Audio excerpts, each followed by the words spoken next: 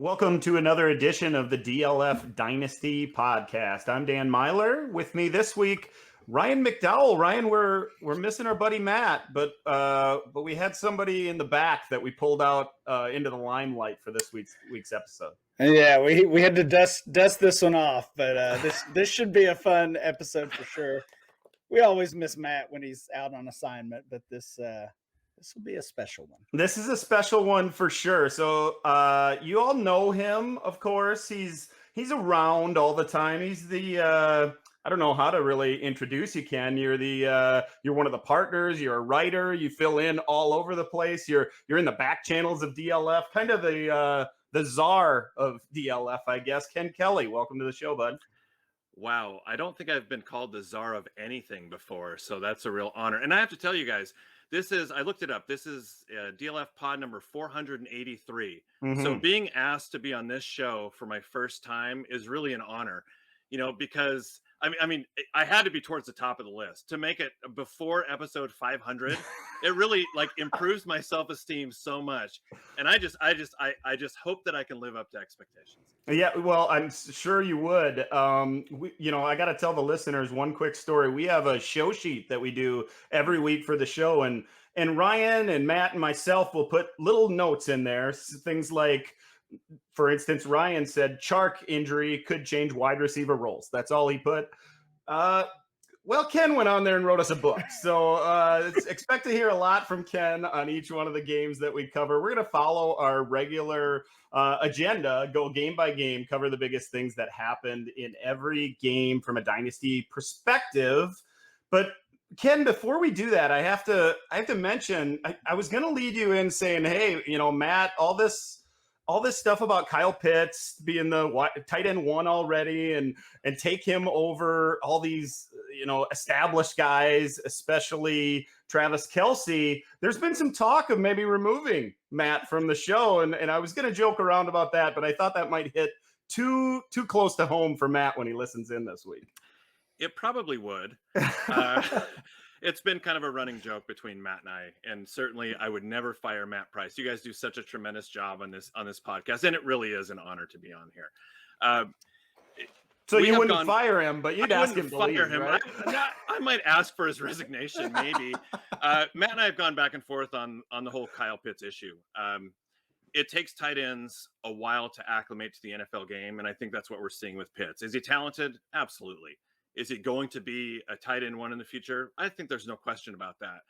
The problem is the position in which he was being drafted and his ADP was such that you needed to get production from him right away. And you just couldn't wait those 2 years, 3 years before you started getting those Kelce-like numbers. So it's been kind of a source of contention between the two of us. It's been fun to kind of rib him on it. But this happens. This happens with tight ends all the time. It doesn't mean that Pitts is going to be some type of a bust. He's not going to be.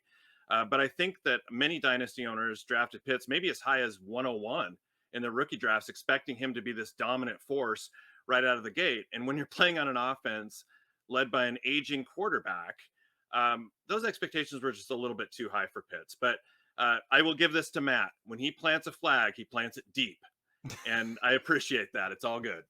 No doubt he does indeed. And he's one of those analysts that puts his money where his mouth is. I've seen him make those trades. You're going to have to listen in next week, Ken, because I'm sure Matt will have something to say about your analysis.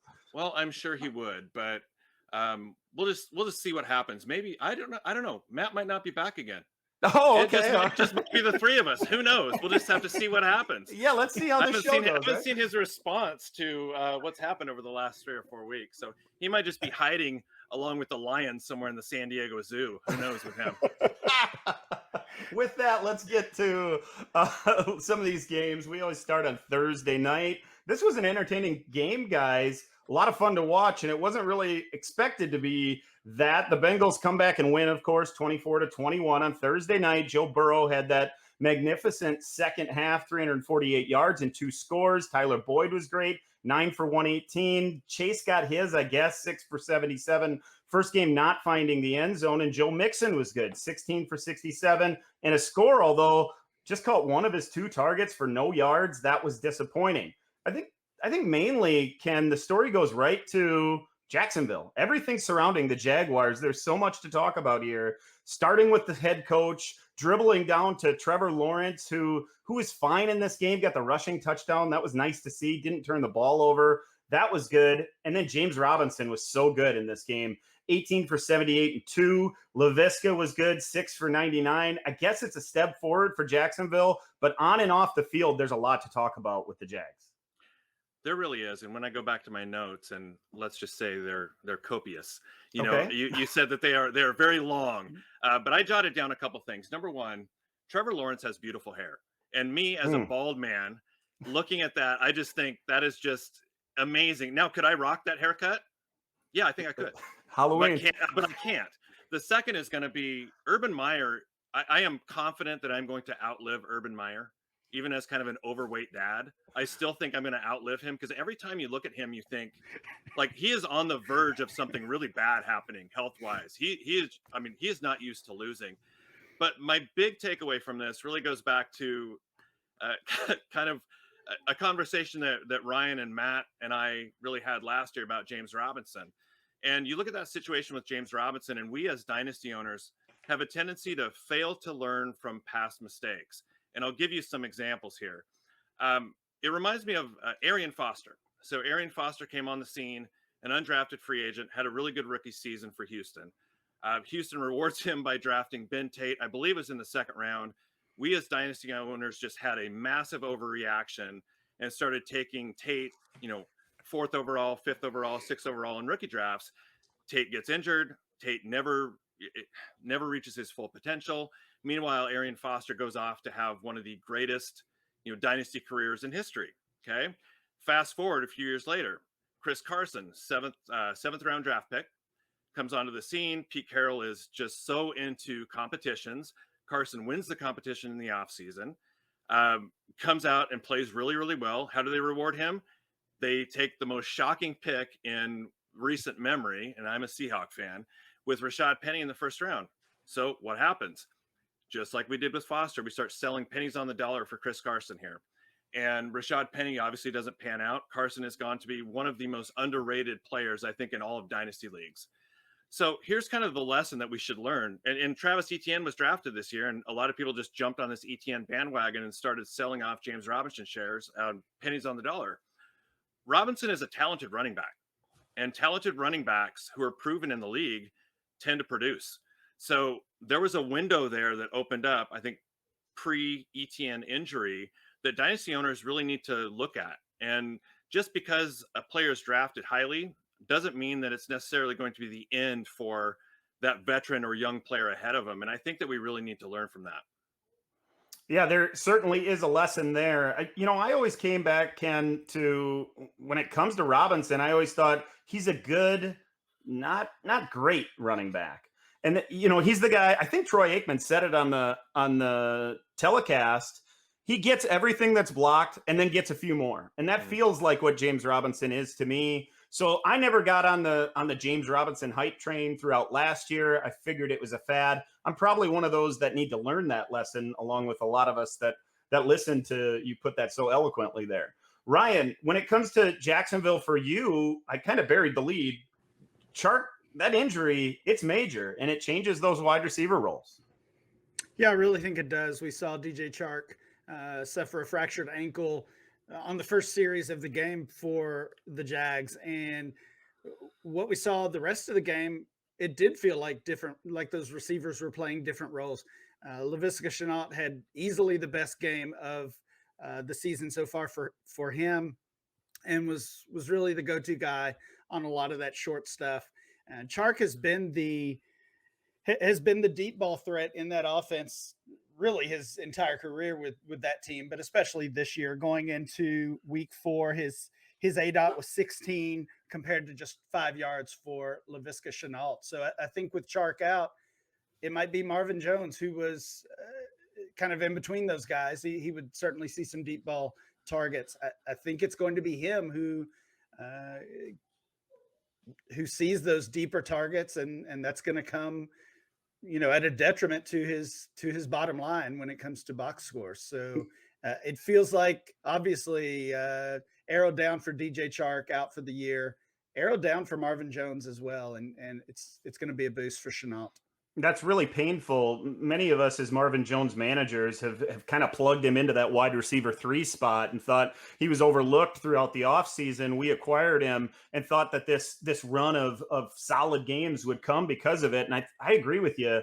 I feel like that all changed with that injury. And now, especially with Jacksonville struggling, 0-4 start, they're going to want to see what they got with Visca and let him work all 3 levels of the defense. They did that a little bit against the Bengals defense that has been relatively good this year, especially on the back end. And Visca certainly held his own, that 6 for 99 line on 7 targets. I'd expect him to flirt with double-digit targets as we move forward.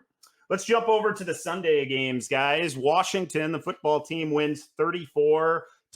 Taylor Heineke throws three touchdowns, 300 total yards, 290 through the air, 43 on the ground. Terry McLaurin was his number 1 target, 6 catches for 123 yards and 2 touchdowns on 13 looks. Antonio Gibson, guys, 16 for 63 and a score, just 2 looks in the passing game for 12 yards. J.D. McKissick was involved. It was maddening once again to watch Antonio Gibson. Really, the usage was just something to shake your head at. There was one series, Gibson was on the field early and McKissick came in late once they reached the red zone, had 3 straight inside zone runs, lined up in the shotgun, handoff to the running back. It's McKissick each time. He gets it inside the 5. Then on 3rd and goal from about the 3 or 4, they bring Gibson in, fake that same play to him and throw it out of that set, end up kicking a field goal. And I'm thinking to myself that entire time, well, McKissick gains 9, 10, 12 yards, whatever it was on those 3 carries. Gibson's far more powerful. He can break a tackle. Those should be his opportunities in the red zone. So I'm sure all Gibson managers are shaking their head along with me that can't continue. From Atlanta's perspective, Ryan, that offense, it's so up and down, but Matt Ryan, 283 and 4 touchdowns. Ridley was fine, 7 for 80 on 13 targets. Kyle Pitts was all right, 4 for 50, but it was Cordero Patterson who stole the show. Yeah, obviously, three touchdowns for Patterson, all receiving. He actually saw the smallest workload on the ground that he's earned all year. So I wouldn't say that's a concern moving forward, because Mike Davis is just not that good, honestly. Mike Davis was 4th on the team in rushing in this game, outrushed by Matt Ryan and obviously Patterson and others. So, Patterson is just looking like a must start in fantasy at this point. Dynasty managers are going to have a difficult time trying to figure out how to value him, because he is 30 years old. He's not someone that's going to be an impact player for 3 or 4 years. It's really almost like a Gronk or Tom Brady situation. Just use them while you can and get the most out of them. What's the trade value, Ryan? If you need a RB2, a guy slide into your flex and somebody shopping Cordero Patterson, are you giving a second? I'm probably not. I think I could, if I'm ready to move, to flip that second for something of value, I think I could probably get more out of it than Patterson. But if I've got Patterson, that's certainly what I'm looking for. Sure. If I'm looking at Patterson, I might consider the Patterson in my third, or Patterson in my third for a second type deal. That's kind of where his value lies for me. But like you, I'd rather go somewhere else. How about you, Ken? What about Patterson caught your eye on Sunday? Well, it's interesting, and this is the perfect show for me to be on, because you called me the czar of DLF earlier. Well, I remember things that happened on this site from years and years ago, and I can tell you the most controversial article we ever posted was about Cordero Patterson, and that was 7 years ago, and we had probably 200 different comments about, and I can't recall who wrote the article, but it was all about how they were wrong. It was Jeff Miller. No, it was Jeff Miller. Yeah. Okay. So. Well, that doesn't check out at all. Jeff Miller in controversy. Yes, of course.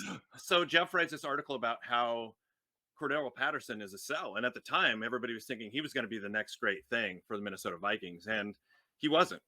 And Jeff ended up being right on that one. And, first time for anything, Ken. There is. And I will tell you, one of the things I do love about the site is our flexibility and our willingness to let people share opinions that may not be popular. It's not about groupthink here at all. So Patterson basically had 4 touchdowns in his first 8 seasons in the NFL. He has 4 already for the Falcons in 4 games. That is unbelievable to me. And you look at Mike Davis and you see a starting running back, but just like Ryan said, he's not very good. He just really isn't. And I know he caught a touchdown pass today that kind of masks a little bit of his inability to pick up yards, but he had 13 carries for 14 yards today. And to me, it's very rare when you see a starting running back who is essentially a roster clogger in Dynasty. And Mike Davis really is right now. Yeah, he certainly is. I was on record saying I thought that was a odd fit and thought he was going to be a fantasy bust, and it certainly looks to be the case so far this year. He just, he got bailed out he caught a touchdown late in the game, so there's no value to be had there. You can't even trade him for a 3rd round pick. It doesn't feel like he's the definition of a roster clogger as we move forward. The Bills, they shut out the Texans 40-0 on Sunday. Josh Allen, 248 and 2, also added 41 rushing yards. Not a lot to talk about here, fellas. Ryan, is there any takeaways from the Bills' perspective? I was impressed with Dawson Knox. He caught those both of those touchdowns. This is back-to-back weeks. He's going to be a tight end 1 in fantasy, 3 out of 4 weeks. And this is one of those offenses that we talk about we want pieces of. And Stephon Diggs is expensive and Josh Allen is expensive, but Dawson Knox and even Emmanuel Sanders are not. And Sanders played the same number of snaps, ran the same number of routes as Diggs today. That didn't have the huge game like he did last week, but I think both of those players and Cole Beasley included would all be trade targets of mine on contending teams. Diggs ended the game 7 catches, 114 yards on 10 targets. So he's ramping things back up after a relatively disappointing start. Sanders 5 for 74 on 6 targets. Beasley was the disappointment here. Might be able to get him even cheaper now. 2 catches, 16 yards on 2 targets. How about you, Ken? Any takeaways for you? Well, I'm with Ryan in terms of the Dawson Knox analysis. I think he's becoming a weekly play for us now. And there was a lot of talk in the offseason about the Bills going after some different tight ends, whether that was Zach Ertz or somebody else, but they've really settled in on Knox now. And he's done a good job now, 3 of 4 weeks. Zach Moss, 14 carries. Devin Singletary, 14 carries today.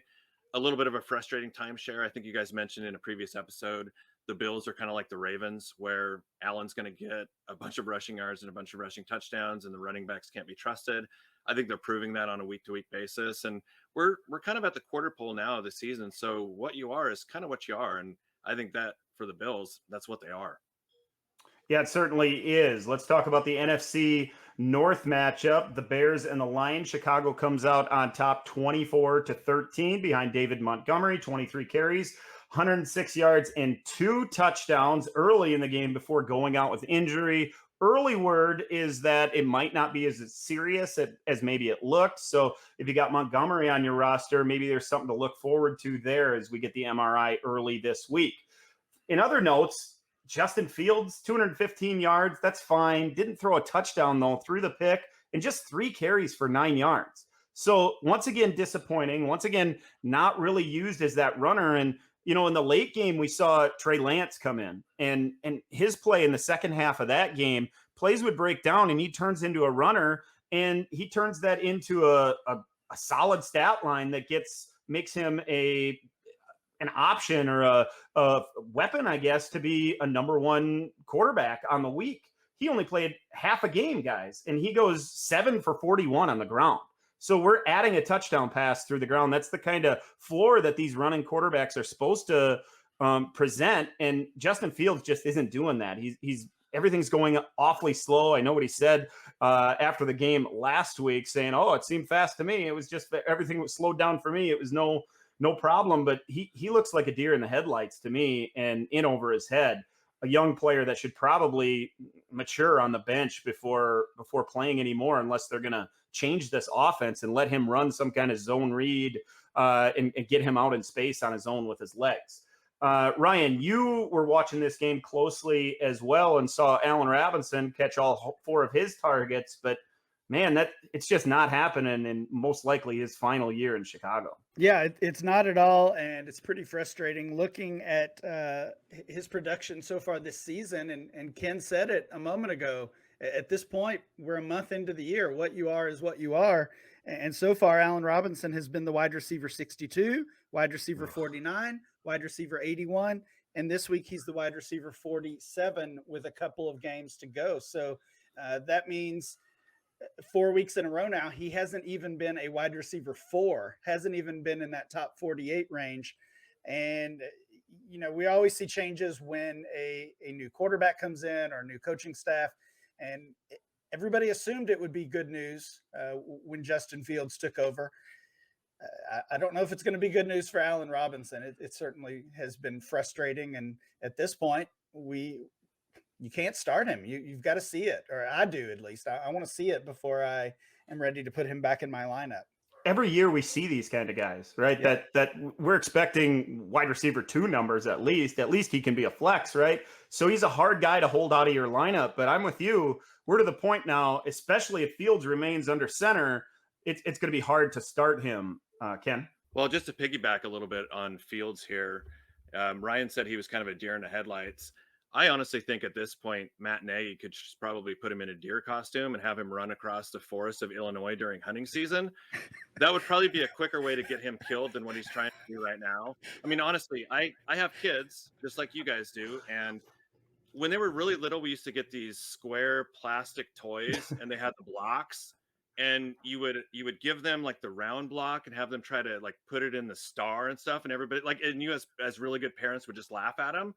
That is what Matt Nagy is trying to do with this offense right now. He is trying to have Justin Fields run the Andy Dalton offense, and it is not going to work.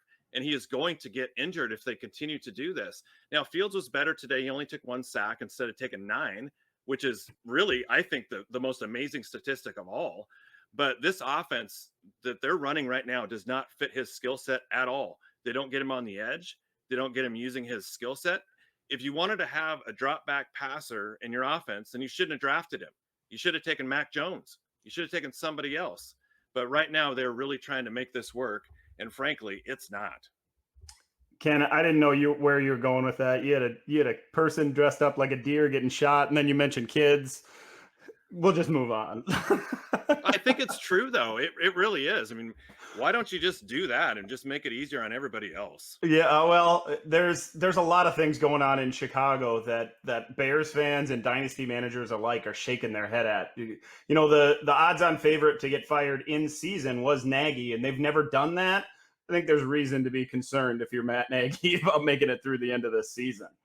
Let's jump over to the Cowboys and the Panthers. Dallas prevails 36-28. Dak Prescott threw 4 touchdowns. Zeke looked great, 20 carries for 143 and a score, but only 1 target. Dalton Schultz was also involved once again, 6 for 58 and a score, but it kind of came at the mercy, I guess, of some of the other targets in that offense. Amari Cooper caught a touchdown, so that saves his day. CeeDee Lamb wasn't involved at all. 2 catches for just 13 yards, Ken. So it's kind of a somebody's got to miss out type of offense right now with so many weapons in Dallas. It's exactly what it is, and I think that's the danger that we all saw going into this season. If Dak was going to be healthy, which clearly he is, there's no question about that, there was just no scenario where Elliott, Cooper, Lamb, the tight ends, Pollard, I mean, there just isn't enough to spread around even in an explosive offense for them to be really, really good and productive each and every week.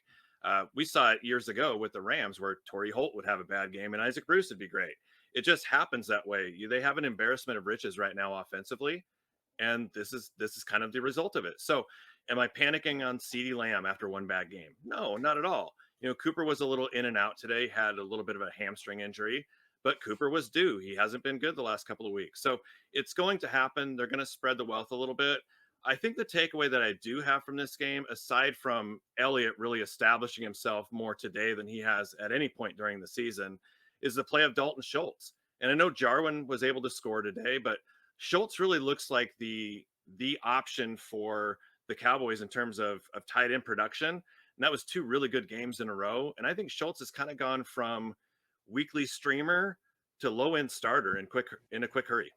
Yeah, he might be this year's like Logan Thomas type player, the guy that we can count on, as he's going to get 6-8 looks every single week, and sometimes we're going to be frustrated because they're all that quick out or that dump off along right at the line of scrimmage. But he's going to get his opportunities in the red zone as well. We saw a couple of them for tight ends. You mentioned the Jarwin touchdown Schultz scored. Also, Schultz got 8 looks in this, 8 targets, so caught 6 of them for 58. That looks pretty good.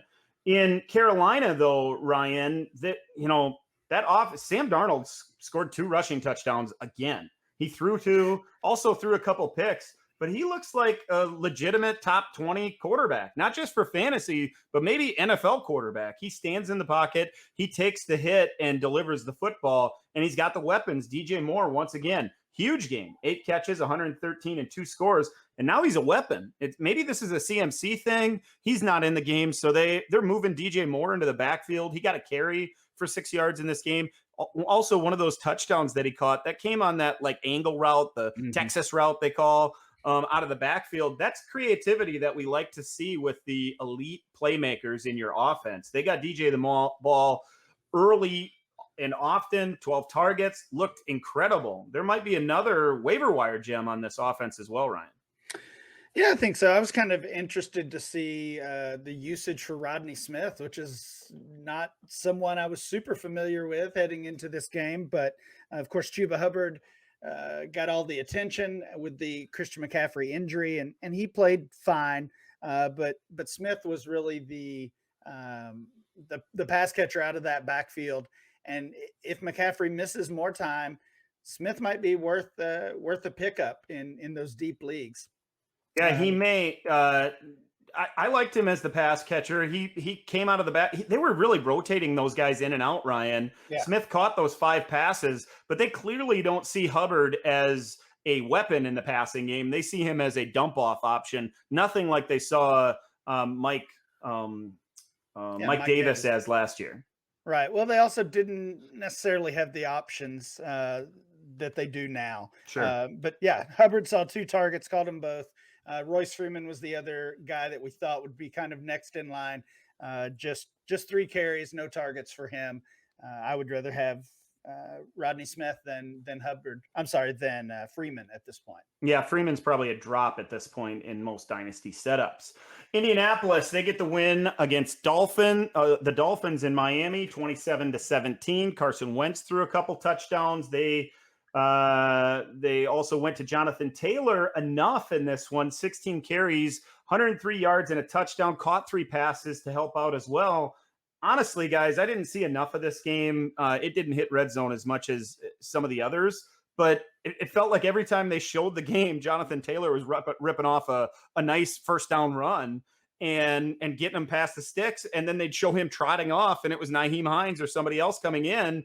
And I was just so frustrated. At about 3/4 of the way through the third quarter, he hit 100 yards and he ended with 1 more carry for negative yards.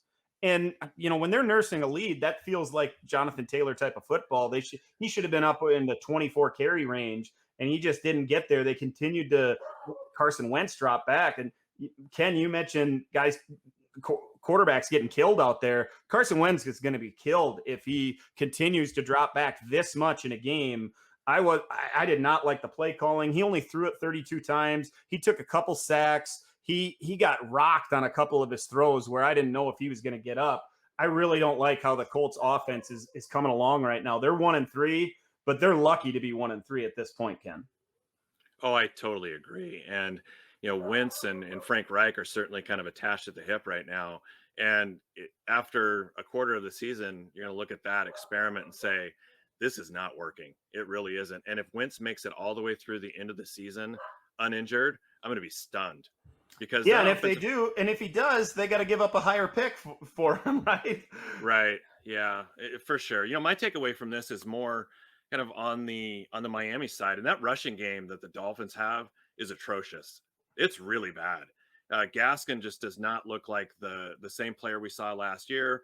Malcolm Brown, 8 carries today. Gaskin and Savon Ahmed combined for 5. Maybe they could trade for Sam Darnold and put him at running back because he's all of a sudden turned into Michael Vick. They don't really have anybody else on that team right now who's kind of carrying the mail and getting it done. So it's a concern for sure on the Miami side. They just don't look very good without Tua right now. Yeah, and Brissett's filling in admirably. He's doing the best he can with the skills that he has, and I guess, but they need a difference maker there, and it just doesn't seem to be there. Speaking of boring, I guess the Cleveland Browns beat the Vikings 14-7. If you like defensive football, this was the game for you. Not a lot of highlights, really. The quarterbacks both stunk. Between the two of them, they barely reached 350 yards passing. Their QB rating was paltry at best. One touchdown pass and one pick between the two of them. Nick Chubb, I guess, hits 100 yards, but only one target in the passing game, caught it for 5 yards. Kareem Hunt finds the end zone once again. That's fine. Dalvin Cook, guys, just 9 carries in this one. I mean, what is there to talk about, really, Ryan? Yeah, it was kind of a boring game in some ways. Cook was in and out of the lineup with that ankle injury. So he said before the game that he would be his normal self. He obviously was not. So hopefully that's not a serious thing or something that's going to continue to bother him. But I guess we'll see moving forward. As far as the Browns, we've talked about it a lot with Nick Chubb. He's one of the best runners in the league. But from a fantasy standpoint and from a dynasty standpoint, he's limited by the lack of involvement in the passing game. So he might be the best runner in the league, but he's barely a top 10 dynasty running back because of that. And really, I think Baker Mayfield is just okay. He's like the definition of an average NFL quarterback. He is not making his team or his pass catchers any better. And I think this entire team, they're great on the field. They're having a good year. They had that exciting year last season. So they might make the playoffs, but this is not a team I really want pieces of from a fantasy standpoint. Yeah, Baker missed Odell Beckham Jr. on a double move where he was wide open. It's a long touchdown and just completely missed him. And Odell just looked back at him like, what are we doing here? Ken, you watched this game as well. What are your takeaways? Much the same as Ryan. If you had a running back who gave you 35 carries for 169 yards and a touchdown, you'd be pretty thrilled, right?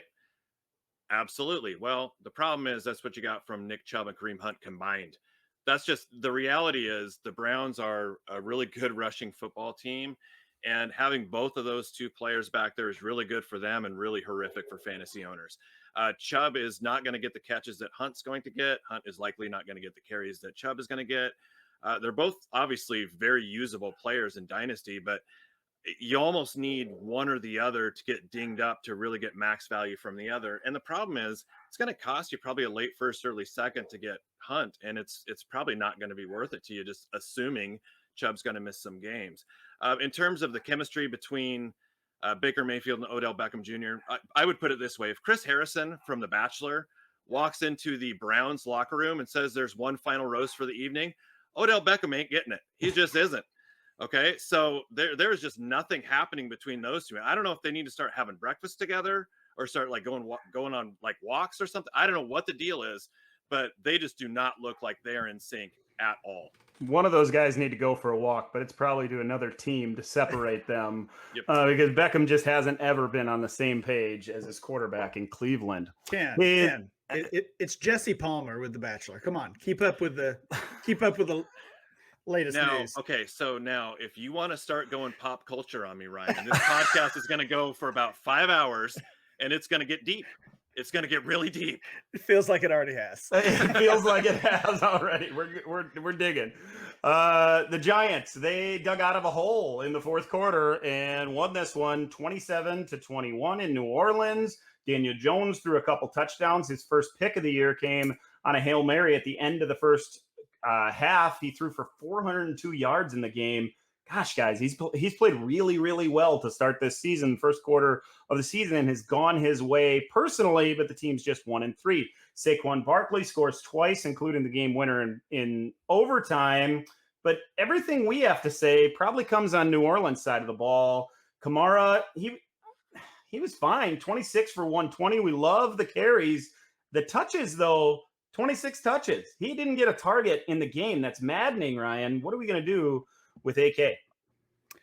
Yeah, I talked about it last week with Kamara's usage. He saw, I believe it was 26 carries last week, which was a new career high. Had 24 in this game, and I may be flipping those, but regardless, he's had 4 games in his career with 20 or more carries. 3 of those have come this year in the past 4 games. So that's awesome. I love it. Well, I don't know. Where are the catches, though? It feels a little too Nick Chubbish for me. Yeah. I love the carries. Can't get on board with the targets, though. Yeah, well, I mean, we all know the type of player that Kamara is, but we also know we know what this offense is, and it's not good anymore. It went from top 3 in the league to maybe bottom. I don't know. Bottom 3 is probably a little too strong, but definitely one I don't want a piece of, and that includes Alvin Kamara. If he's on my dynasty team, I'm ready to sell him. We've seen his ADP drop. I've got new October ADP already. He's still a first rounder, mid first rounder, 7th overall. If I could trade him for Saquon Barkley, the player he faced in this game, I would do it so quickly. Barkley's out of the first round. He's in the 2nd round in that new ADP. Honestly, there's probably 15 players behind Kamara in ADP that I would trade him for immediately. Yeah, and a handful of those guys, you could get a sweetener on top when you send the offer. Ken, you were watching this game, and Kamara caught your eye as well. Well, for sure. He's really the only piece of the offense that you want. But I also think that we as dynasty owners need to be careful what we wish for. Everybody was ready to send Drew Brees to the scrap heap, but look what has happened so far. You have a gunslinger of a quarterback in Jameis Winston, and he's replacing Drew Brees, who was a little weak-armed at the end there. But Drew Brees knew that offense in and out, and we saw it last year when Kamara had problems. It was when Taysom Hill was the quarterback. And I don't know what Taysom Hill has said or done to Sean Payton, but they are just attached at the hip, and it is maddening as a dynasty owner because Taysom Hill just siphons value off of so many players on that team. It really is frustrating. The only thing I would say on the Giants side is Kadarius Toney was out of the witness protection program today, so that was good. 6 catches, 78 yards, positive for his development. You guys have talked about this ad nauseum, but they need to find a way to get him involved. Why would you spend a first-round draft pick on a receiver and then just not get him involved in the program? Yeah, hopefully that's just a poor coach that doesn't know what he has in his weapon, and then finally some injuries happen. He gets on the field, and now they realize, holy cow, this guy can get open. He can make plays after the catch, and that's what he did on Sunday. So a step in the right direction at least. The Jets, they win an overtime thriller, I would say, 27-24 in Tennessee. Zach Wilson showed his upside in this game. 297 yards, 2 touchdowns, including a beautiful rollout, long throw to Corey Davis. So Wilson showed everything he's got in this game, Ken. The Jets get their first win of the season, first win under the new coach and new quarterback. There's something for Jets fans and dynasty owners alike to be excited about here. There is. Zach Wilson, this was by far his best game. Made a lot of really tremendous throws. The throw to Davis was really impressive. Wilson obviously has a very strong arm. It's his decision-making that's questionable, and that should get better over time. The Jets are a little bit of a wasteland, certainly in terms of fantasy value. I was happy for Corey Davis today, just kind of on a personal note. Davis was a player who's taken above a lot of really good players, be it McCaffrey or Dalvin Cook in that draft, and a lot of us dynasty owners looked at his production over the last 3 or 4 years, and he was just so disappointing. But he's really coming on for the Jets. That's 2 really big games for him. You feel good for him, especially in a revenge game like this. 4 catches, 111 yards, 1 touchdown. On the Jets side, Ty Johnson, he could be dropped. Michael Carter's taken over this backfield, but even that, do you feel good about playing Michael Carter? Probably not. They're really not doing anything in the rush game at all. And finally, Derrick Henry. Everybody says, well, he's going to wear down. This is time to sell. This is time to sell. Get rid of him. He certainly does not look like a player who's worn down at all. If you put a wall in front of him, he would run through the thing with authority. That guy is really, really impressive.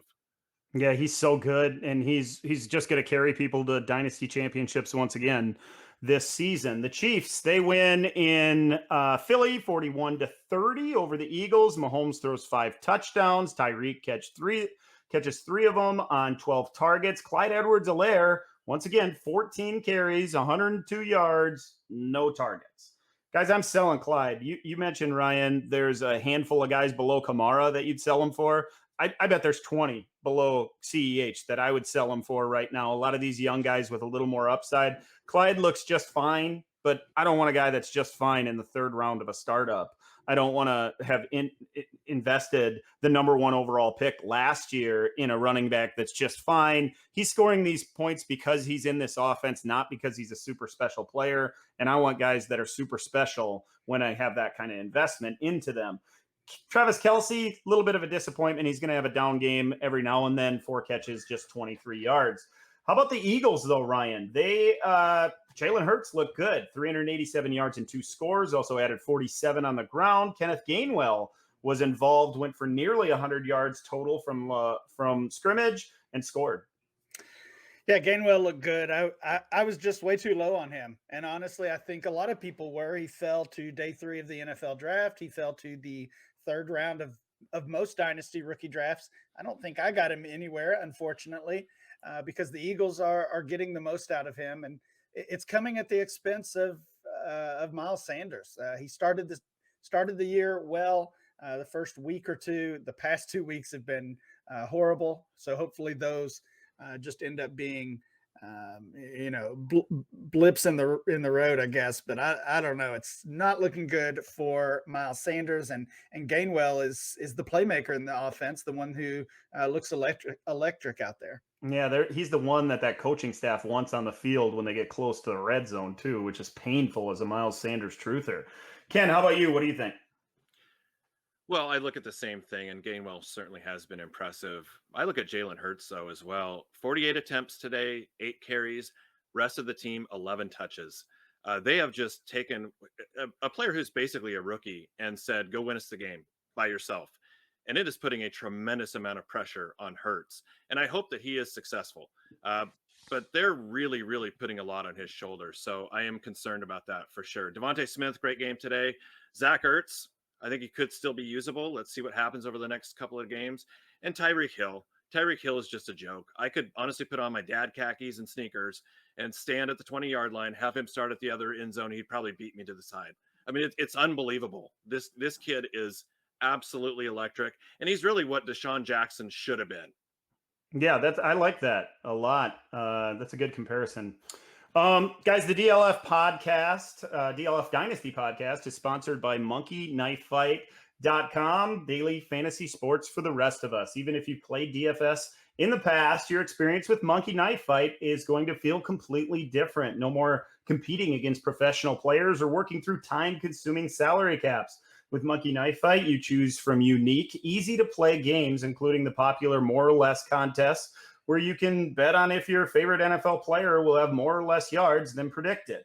You can also play other major sports, including golf, UFC, NASCAR, and more. I dabbled in college football over the weekend for the first time. I had a little bit of success, so I'm excited about trying that next week as well. Sign up for a new account with Monkey Knife Fight with a first-time deposit and receive a free year of DLF Premium. That's all for free. In addition, Monkey Knife Fights is going to match your deposit total up to $100 with a promo code DLF. That's it. That's all you have to do. Your DLF subscription is 100% free. It's going to be set up within 36 hours. You're going to get a free up to $100 free on Monkey Knife Fight, and you're off, really. So go to dynastyleaguefootball.com. Click the image for Monkey Knife Fight and follow the instructions to get started today. Let's talk about the Rams and the Cardinals. The Cardinals really boat raced them here, guys. 37-20. Kyler Murray was good, 268-2, added 39 on the ground. They spread it out from there, though, Ken. Really, everybody got involved. Well, they did. And just from a personal standpoint, I'm really happy for AJ Green. 5 catches, 67 yards, 1 touchdown. Great to see him start to kind of reemerge a little bit. Is he going to be usable in Dynasty Leagues this year? I don't know, but it's nice to see him at least, end his career on a more positive note for sure. The concern I have with the Cardinals, Connor looks like the runner and certainly the preferred goal line option. Edmonds looks more of the explosive player and the pass catcher. They're both siphoning a ton of value off each other. I don't know that I want either of them in my lineups right now. And on the Rams side of things, what has happened to Robert Woods? And we've seen this before where it's the same coaching staff, it's the same offense, but it's a new quarterback. And sometimes those quarterbacks find different targets. And Cooper Kupp is certainly the wide receiver one. And you can't sell Woods. You shouldn't buy him. All you can do is bench him. Yeah, Woods 4 catches for 48, did catch a touchdown, so got at least something out of him. Most of us were sitting him though. Kupp 13 targets again, just caught 5 of them though for 64 yards. Really cost me on Monkey Knife Fight. He had a 6.5 over under, and I blasted the over everywhere. So Ryan, how about you? Any takeaways here? Just really that Arizona continues to spread it around, as Ken said, as you both said. We knew those 4 wide receivers would see their share of targets, and every week at least one of those guys is going to be on the short end of that. This time it was Christian Kirk, just 1 target, 1 catch.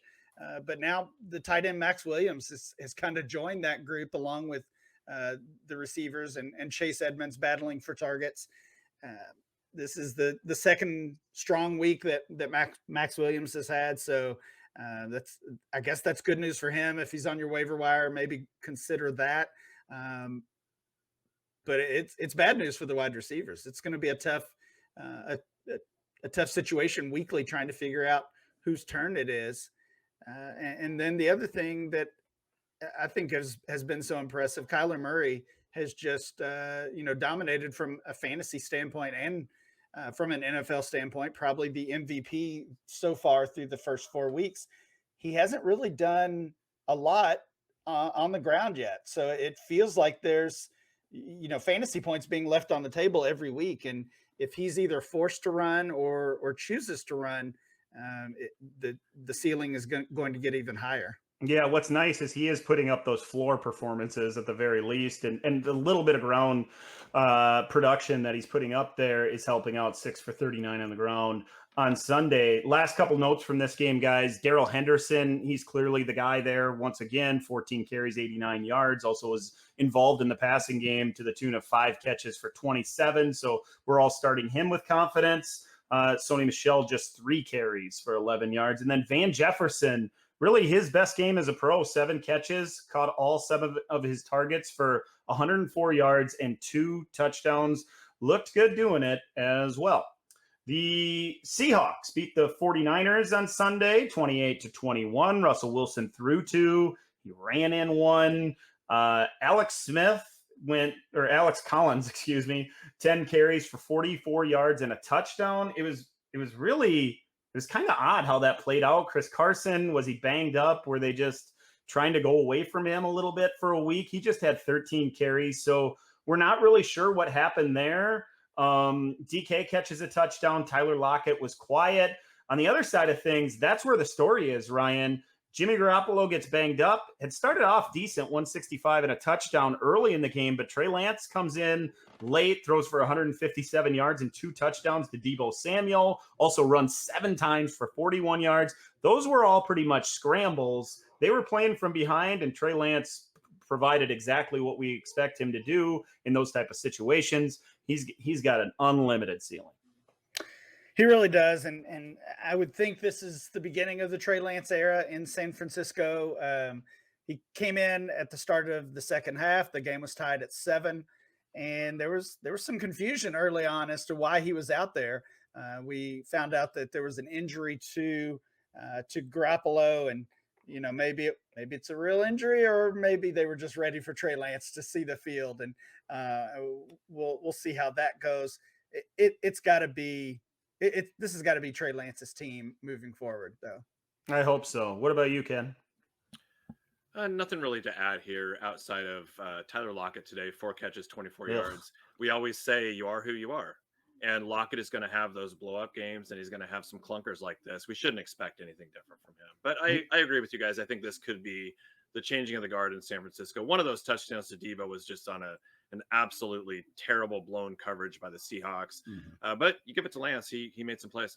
Yeah, and it all counts on the scoreboard for sure. The Ravens They scored a lot of points, or at least a lot more than the Broncos, 23-7 in Denver. So Denver comes down a little bit. They were flying high last week throughout the they're being 3-0. Lamar Jackson throws for 316 yards and a score. Didn't provide that upside on the ground, though, just 23 rushing yards. Hollywood Brown, 4 catches, 91 yards on 5 targets, did catch the long touchdown as well. So everything kind of went well, Brian, for Baltimore, and they win 23-7, but no blow up game from anybody there. No, it was another game that was, I don't know, you could say kind of boring, I guess, which is not something we say of Lamar Jackson games very often. I was impressed with Hollywood Brown, especially after last week. Took a lot of heat, deservedly so, for those drops. Came back and made an awesome touchdown catch in this game. And, the numbers he's putting up make him a weekly fantasy starter. Mm-hmm. And I think his value is not caught up to that production. There's been so much hate towards him for the drops, for some disappointing performances over the past couple of years. Like, he's a wide receiver 2 that's being valued as a wide receiver 3 dynasty. We should probably take advantage of that. And then the other note, just Teddy Bridgewater's injury, concussion. Drew Lock was horrible in place of him. So if there was any chance of a quarterback controversy there, that's out the window. Once Teddy's healthy, he'll be back on the field. For sure. You mentioned Hollywood Brown, the wide receiver 2, and he has like wide receiver 1 overall type of upside on a week-to-week basis. He can have those kind of games, probably should have last week. No worry about Rashad Bateman coming back. He's starting to practice, Ryan. Is that going to slow you down on the love for Hollywood? Not really. I expect, Brown's never going to be that high volume guy. That's just not his game. So if anything, I would think coverage-wise, Bateman being out there could help Brown. The other major dynasty story here, Ken, with Baltimore was Tyson Williams. He gets deactivated. Latavius Murray's the guy for this game. 18 carries, 59 yards, and a touchdown. Really wasn't that impressive, Latavius Murray. What's the deal here with Tyson Williams? I honestly have no idea. I really don't. You look at this team and you look at the runners they have, Latavius Murray, Le'Veon Bell, Devontae Freeman, those 3 should actually be somewhere playing bingo. But instead, they're on the Ravens roster and they're all forming this weird committee. And Tyson, who's looked better than any of the 3 of them, is somehow deactivated. So I don't know if it's just pass protection, and we know that there have been some issues there. Is it a poor work ethic? Is there something else going on? Is this just Harbaugh just trusting veterans? But that, to me, is a really big storyline in dynasty leagues today, and really disappointing. I mean, one of the things that we really pride ourselves in as a site on is unearthing some of these gems. And we really thought we had something with Tyson, and it doesn't look like he's going to get a chance for a while. Though Latavius Murray today, not very impressive. Frankly, I think he looks overweight. And it just hasn't. I just don't think it's going to come together. So he may get a chance later in the season, but this is certainly a disappointment.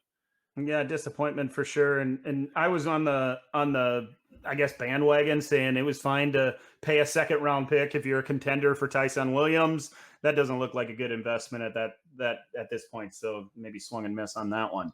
The Packers, they finished off the Steelers 27-17 at Lambeau on Sunday. Aaron Rodgers 248-2 through the air, and then added a rushing touchdown to cap off his day as well.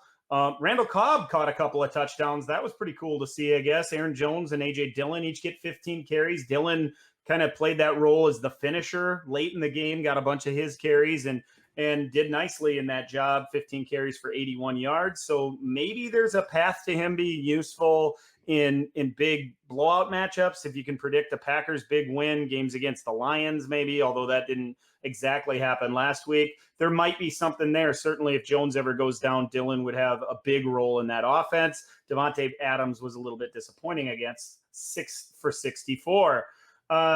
The Steelers, I don't know if we can talk anymore about this whole Ben Roethlisberger thing. He's got a dead arm. He made one really nice throw to Deontay, who ended 9 for 92 in that score. But he missed Juju Smith-Schuster a couple times for big plays that like 90% of the NFL, the quarterbacks in the NFL are going to make. So Juju was pissed. He was not happy about it at all. Najee Harris, 15 for 62 in a score, also caught 6 balls once again. So Ben misses everything. Rodgers was good. Randall Cobb was good. That's pretty cool, Ryan. Yeah, it's always good to see. Marquez Valdez-Scantling out for this game and now on IR due to that hamstring injury. I guess most of us assumed it would be Allen Lazard kind of next in line to take advantage of that, but it was Cobb instead. Next game it could be Lazard or anyone else. As far as the Steelers, you're right. I mean, I just feel like we say the same thing every week and until Pittsburgh addresses this somehow and either,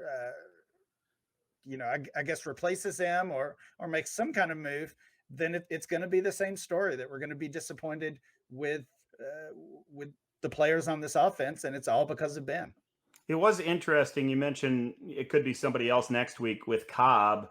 He was on the field in 3 wide receiver sets, and it wasn't one of those things where, well, Adams has to stay outside. The Packers like to move him into the slot. They let Cobb play on the outside, and he made a couple of those catches from the perimeter. So if they see him as the fill-in for any one of those 3 spots, there could be a path to him potentially becoming useful as a bottom of the roster flex type of guy if anybody misses any time on that offense. We all know that Rodgers really trusts him. Threw him the ball early and often, really, in that game. Cobb had 6 targets, but caught 5 of them for 69 in the 2 scores.